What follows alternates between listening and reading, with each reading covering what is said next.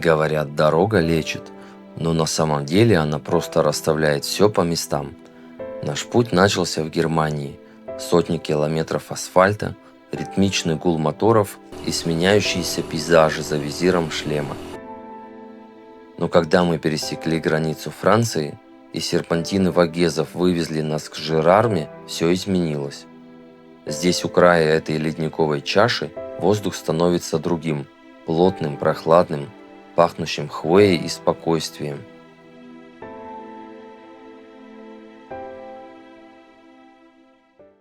Есть что-то особенное в том, чтобы видеть мир через визор шлема. Когда ты едешь из Германии в Агезы, границы стираются не только на карте, но и в голове. Километры асфальта ложатся под колеса, и в какой-то момент ты перестаешь чувствовать мотоцикл как машину.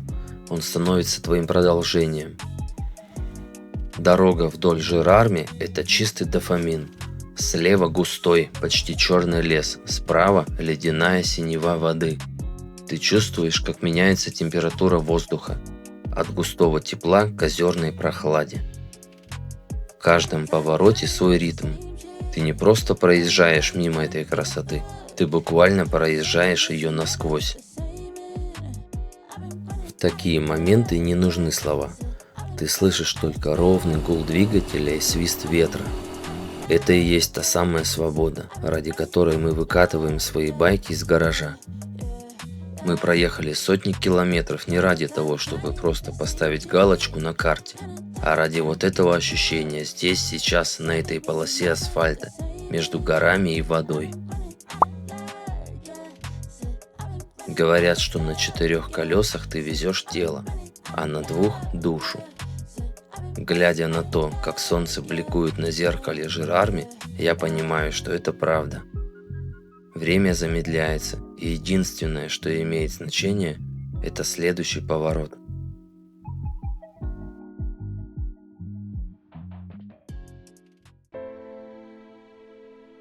У этой воды есть королевская память. В XVI веке эти земли были настолько дикими и прекрасными, что герцоги Лотарингии выбрали Жерарме своим личным охотничьим поместьем. Но по-настоящему озеро расцвело в XVIII веке, когда французские принцессы, дочери короля Людовика XV, приехали сюда в поисках уединения. Представь, там, где сейчас мы припарковали свои байки, когда-то шуршали платья королевских особ, завороженных той же самой синевой. Они назвали это место «Жемчужиной», и спустя сотни лет, глядя на него через объектив дрона, понимаешь, оно ничуть не потускнело. У озера Жерарме есть свои тайны, скрытые под толщей ледниковой воды. Старая легенда гласит, что на самом дне покоится монастырь, ушедший под воду много веков назад. Говорят, что если оказаться здесь в абсолютной тишине, можно услышать едва уловимый гул затонувших колоколов.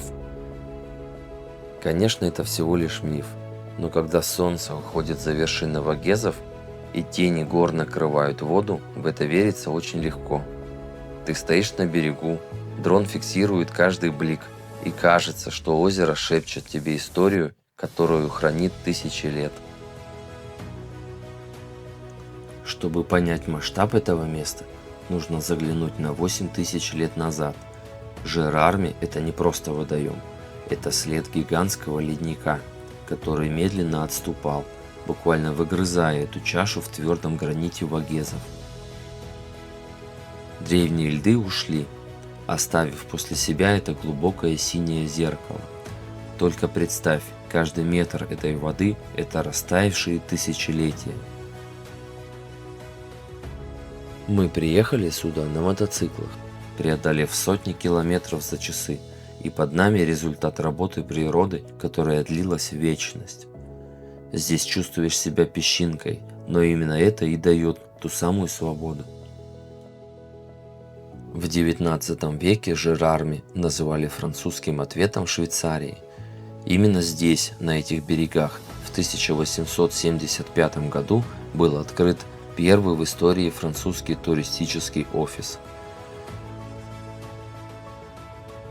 Но история этого города – это не только принцессы и легенды. В ноябре 1944 года это небо было черным от дыма. Отступая, нацистские войска подожгли город. Жир армии был разрушен почти на 80%. Старые отели, в которых когда-то отдыхала элита Европы, превратились в руины.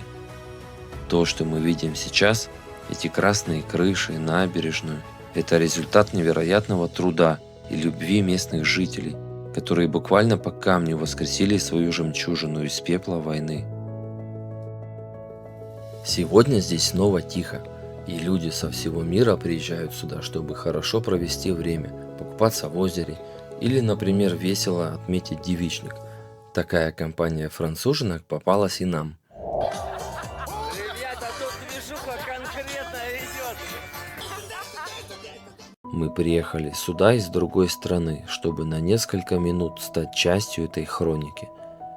Когда дрон уходит ввысь, превращая наши мотоциклы в едва заметные точки, понимаешь, все проходит, уходят ледники, сменяются короли, затихает эхо войн. Остается только эта вода, эти горы и то самое мгновение, когда ты выключаешь камеру, снимаешь шлем и просто смотришь вдаль, наконец-то никуда не торопясь.